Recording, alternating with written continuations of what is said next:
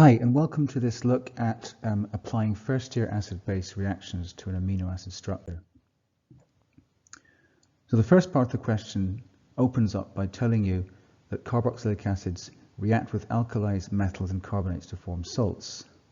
So in effect, they're reminding you of what reactions from your first year to draw upon.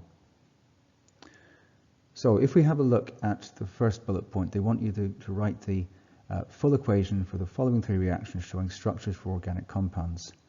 So the first one is reaction of propanoic acid with aqueous potassium hydroxide.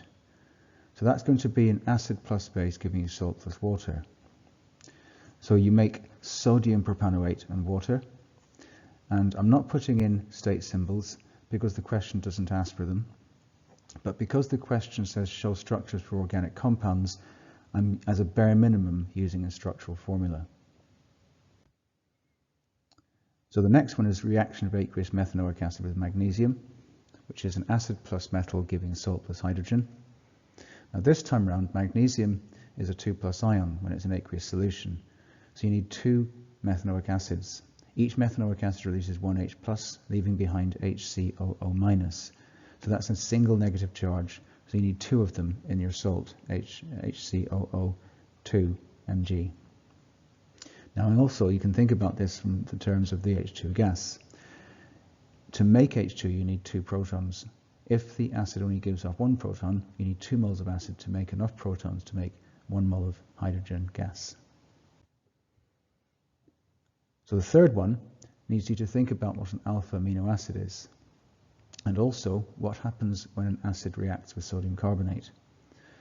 So let's look at the amino acid first. An alpha amino acid has a carbon in the middle with an H2N on one side, your amine group, and the COOH, the carboxylic acid group, on the other.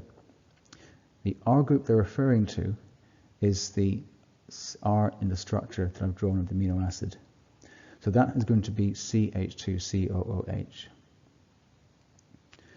And then the question states an excess of sodium carbonate is used.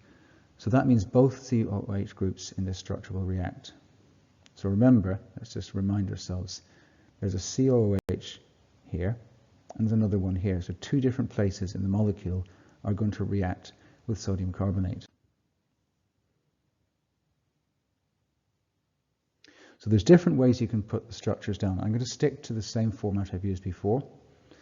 You could draw them out using skeletal, displayed, combinations of that. It doesn't matter, provided you get the structure right.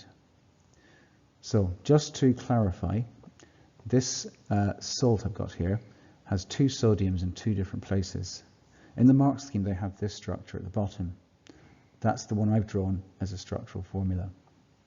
So like I said, you can do different versions of that, provided you clearly represent that particular salt. And don't forget, obviously, the CO2 and the H2O that come off. Okay, so I think that's us done for this. As always, thanks for listening. Until next time, see you soon.